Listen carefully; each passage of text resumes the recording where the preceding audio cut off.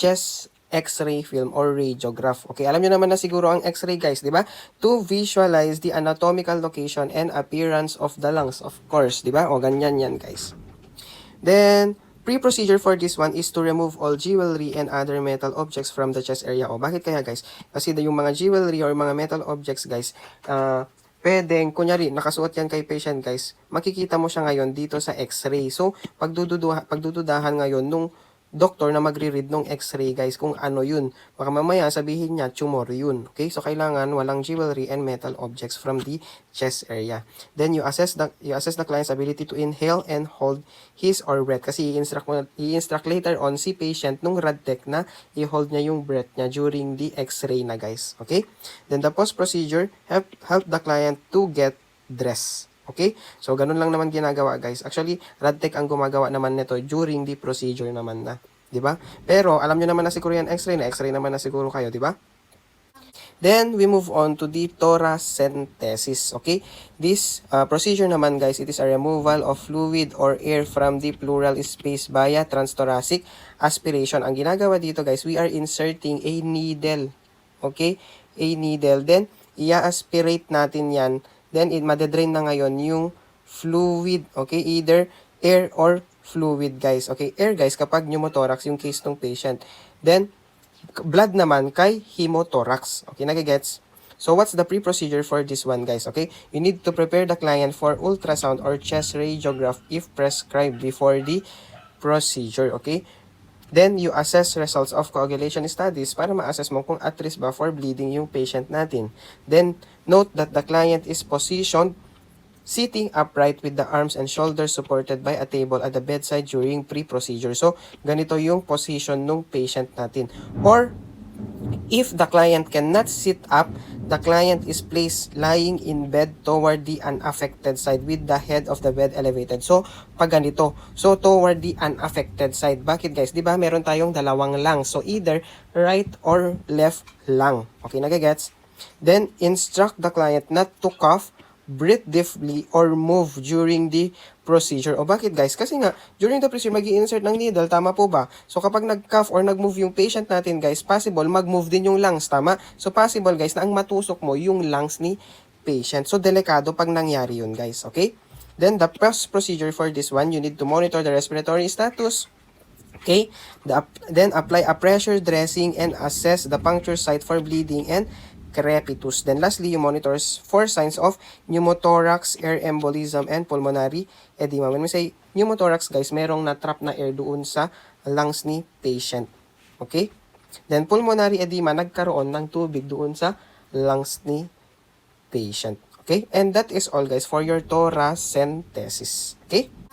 Okay, now we move on to the last procedure of your respiratory system. Okay, so we have the CCT or the chest tube thoracotomy na tinatawag. Okay, your CCT guys or that chest tube guys, ang ginagawa niyan, tinitreat niya yung lung collapse ni patient or the atelectasis na tinatawag. Okay, paano? By draining air or yung tinatawag nating pneumothorax or by draining blood, that is your hemothorax naman, or other fluids from the pleural cavity. Okay? So, it allows the lung to re-expand. Okay? So, meron siyang two types, guys. We have the dry and wet suction na tinatawag. So, okay? This is the wet suction and this is the dry suction. Okay? The dry suction, guys, the suction is controlled by a suction dial. Okay? Ito yung dial na sinasabi, guys. Okay? Si wet suction naman, guys, the suction is controlled by a water. Okay? By a water. So, depende kung gaano kadami or kakonti yung water na nandun sa water suction chamber. Okay? Ito siya, guys. Kung madami ang water na nandito sa suction chamber, guys, then therefore, malakas din yung pag-suction. Okay? Pag konti lang siya, guys, then therefore, mahina din yung pag-suction. Yun yung wet suction. Okay? Oh, the dry is controlled by a dial, yung pinakita ko kanina, and the wet is controlled by a water level in a chamber. Kung mataas, then therefore mataas din ang pagsak. Kapag maliit lang, then maliit lang din ang pagsak niya. Okay? Then the wet, and ang ginagamit na natin ngayon, guys, is the wet.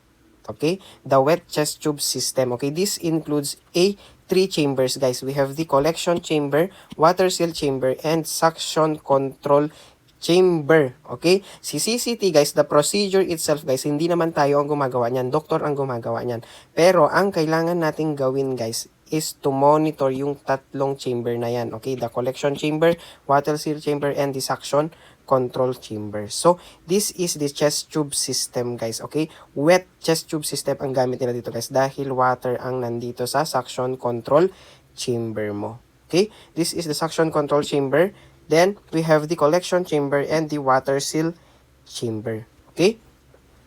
So, ano yung sabi ko kanina? Kailangan continuously monitored mo yung tatlong chamber na yan. Tama?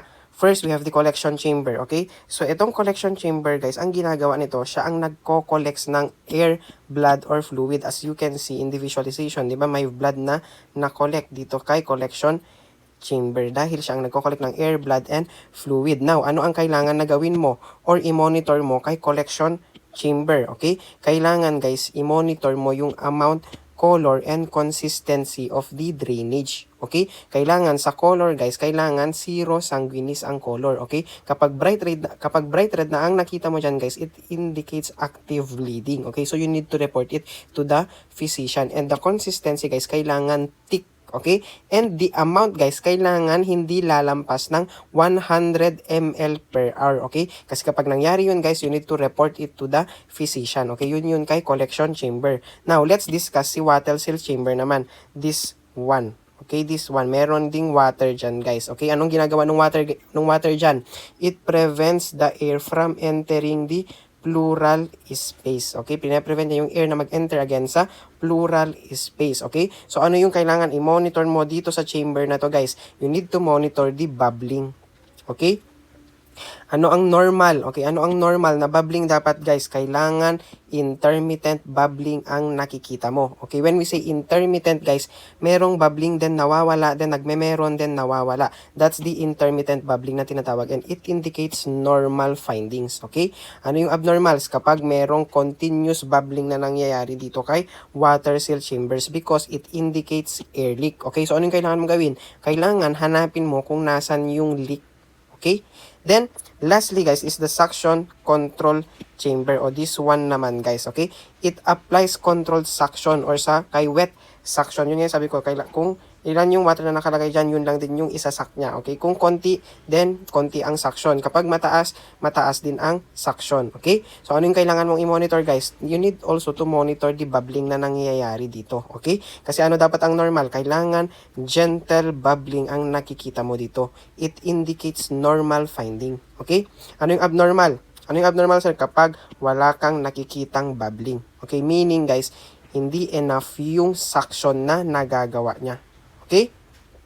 Then, our intervention sa CCT, guys, or your chest tube thoracotomy, guys, we need to confirm the correct tube placement. Okay? Ano yung gold standard in confirming that one, guys? Si chest X-ray. So, after ma-insert yung CCT, guys, chine-chest X-ray natin yung patient to confirm the correct tube placement. Okay? What else? You maintain an occlusive dressing over the chest tube site, okay, to prevent air from entering the chest cavity. So, kailangan dito, guys, merong occlusive dressing, okay, para ma-prevent mo yung air na mag-enter doon sa chest cavity. Okay, what else? You keep connections tight and tape to prevent leaks or disconnections, okay? Then, you keep drainage system below the chest level at all times, okay, to prevent backflow of air or fluid into the pleural space. O bakit, guys, below the chest level? Because of the gravity of the earth. Kasi nga, etong chest tube system na to, guys, nagde-drain nga siya ng air, fluid, and blood, di ba? So, kapag mas mataas siya dun sa patient, guys, then therefore, possible magkaroon ng backflowing papunta or pabalik kay patient. Nagigets? Then, sa collection chamber naman, guys, you need to monitor, yung sinabi natin kanina kay collection chamber, you need to monitor the drainage amount. Dito, guys, okay? Dito, you need to monitor the amount, the color, and the consistency. Kailangan yung amount, kailangan hindi greater than 100 ml, okay? Then, the color, ang normal is 0 sanguinis, okay? Then, the consistency is kailangan thick, okay? Then, what if greater than 100 ml? You need to report it to the physician. Okay? Because it indicates hemorrhage, guys. Okay? Then you maintain proper drainage by ensuring tubing is free from kinks or occlusions. When we say kinks, guys, natupi yung tube. Okay? Nagigets? Then next chamber, guys, we have the water seal chamber. Tama, na-discuss na natin kanina. Si water seal chamber, guys, or this one, kailangan we ensure, guys, na it is remain filled with sterile saline. Okay? Ito, kailangan merong sterile saline at all times. Okay? Para ma-prevent yung backflow of air. Okay? So, you monitor for leaks by observing for bubbling in the water seal chamber. Okay? Ano yung normal kanina sinabi natin? Kailangan intermittent bubbling ang nakikita mo dito kay water seal chamber, guys. Okay?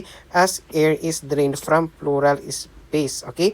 And it will stop, guys, when pneumothorax is resolved na. Okay? So, kapag nag-stop na, guys, then therefore, na-resolve na yung pneumothorax dito kay water seal chamber. Okay? What's the abnormal finding na sinabi natin kanina? The continuous bubbling na makikita mo dito kay water seal chamber because it indicates air leak. Okay? Then, dito kay water seal chamber, guys, you need also to assess tidaling. When we say tidaling, guys, that is the fluctuation in the water seal chamber with inhalation and exhalation. O during inhalation, guys, dapat nagpapataas yang water na yan. Okay? Papataas yan, nagpa-fluctuate siya pataas. During exhalation naman, nagpa-fluctuate siya pababa. That's the tidaling na tinatawag. Okay? Then, if tidaling stops, okay, kailangan may tidaling na nangyayari, guys, ha? During inhalation, tumataas yung water, okay? Then, during exhalation, bumababa yung water. That's the tidaling, okay? It indicates, guys, proper functioning, okay? If tidaling stops, okay, so you need to check for kinks or assess breath sounds to determine if lung is re-inflated. O, sabi niya, pag nag-stop daw, guys, you check for kinks or kung nag-re-inflate na daw yung lungs or na-resolve na yung lungs. Okay? Paano mo ngayon malalaman kung kinks ba siya or re-inflation na ng lungs ang nangyari? Kung resolve or complication. Okay? Ganito yung atake dyan, guys. Okay? Sabi niya sa'yo, after 2 hours, nung ma-insert ang CCT, 2 hours, guys, you need to keep in mind this. After 2 hours ng insertion ng CCT, guys, nag-stop yung tidaling dito sa water seal chamber. So, ano kaya ang indication niya? Kinks ba or re-inflation? What do you think? Okay, kapag 2 hours pa lang, guys, meaning kinks ang nangyayari. Kasi kakakabit pa lang sa kanya, guys, eh. Pero, kapag 3 to 5 days na yung nasa situation mo, guys, then therefore possible, guys, na nag-re-inflate na yung lungs ni patient natin. So, meaning na resolve na, guys. Okay? Yun yung difference nun, guys. Okay? So, you need to be careful with that one. Okay? Now, let's move on to the suction control chamber naman. This one. Okay? This one. Okay? In a wet system, water in the chamber controls the suction. Yun nga yung sabi ko kanina, guys. Kung mataas ang water na nailagay dito, malakas din ang pag-suction. Kapag konti lang, mahina ang pag-suction. Okay? You need to maintain prescribed water level to regulate the suction. Okay? So, ano yung mga actions to avoid naman natin sa CCT, guys? Okay? Do not clamp the chest tube unless ordered. Okay? Because clamping may cause tension pneumothorax. Okay? What else? Do not strip or milk the tubing unless ordered. Okay? Because it creates excessive pressure and can damage the lung tissue. Then lastly, do not empty the collection chamber. Okay? You need to replace it when it becomes full. Okay, now, let's move on doon sa complication naman natin ng chest tube thoracotomy. Okay, so what if nag-complicate siya sa ganito? Ano ang gagawin nating intervention? Okay? For clients with a chest tube, keep sterile gauze and a bottle sterile water at the bedside to quickly address complications. So, kailangan kapag naka-chest tube yung patient natin, guys, merong sterile gas and sterile water doon sa bedside niya. Okay? So, first complication, what if yung tube is na-dislodge? Pag sinabing dislodge, guys, or the tube is dislodged, guys, meaning, guys, yung tube na-disconnect doon kay patient. This one, guys, na-disconnect or natanggal kay patient. So, ano ang gagawin mo pag nangyari yun or natanggal yun kay patient? You need to cover the insertion site with sterile gauze dressing. Okay? Then, you tape on 3 sides. Okay? So, di ba? Itong tube na to, for example, itong tube na to, natanggal na. Okay? Ano gagawin mo? You cover it with a occlusive sterile dressing. Okay? Then, ang i-tape mo lang, guys, is 3 sides. This one, and this one. Kailangan 3 sides lang. Dito na part, wag mo nang i-tape. Okay? Then, you notify the healthcare provider immediately after putting a sterile gauze dressing. Okay? What if naman the tube disconnects or the drainage system breaks, meaning yung tube naman, yung na-disconnect or na-break yung drainage system. Okay, anong gagawin mo? Yung tube, guys, yung tip ng tube, okay, ilagay mo into a sterile water or sa bottle sterile water, okay, to create temporary water seal. Kasi ganun lang din naman yung function ng water seal chamber mo, guys. Okay, so kapag na-disconnect yung tube, yung tip niya, ilagay mo sa sterile water to create a temporary water seal. Okay? What if naman air leak ang nangyayari as evidenced by a continuous bubbling in water seal chamber? Okay, anong gagawin mo? Of course, you check the connections. Then, you reinforce dressing. Then, lastly, you notify the healthcare provider. Then lastly guys, paano naman kung occlusion or there is no drainage dito sa collection chamber na nagpapakita? Okay, so anong gagawin mo? Oh, you need to check for kinks. You need to check the tubing for kinks. Then gently strip or milk tubing only if ordered. Okay? And that is all guys for the part 2 or for the diagnostic procedures of your respiratory system. I hope you learned something. Thank you and God bless.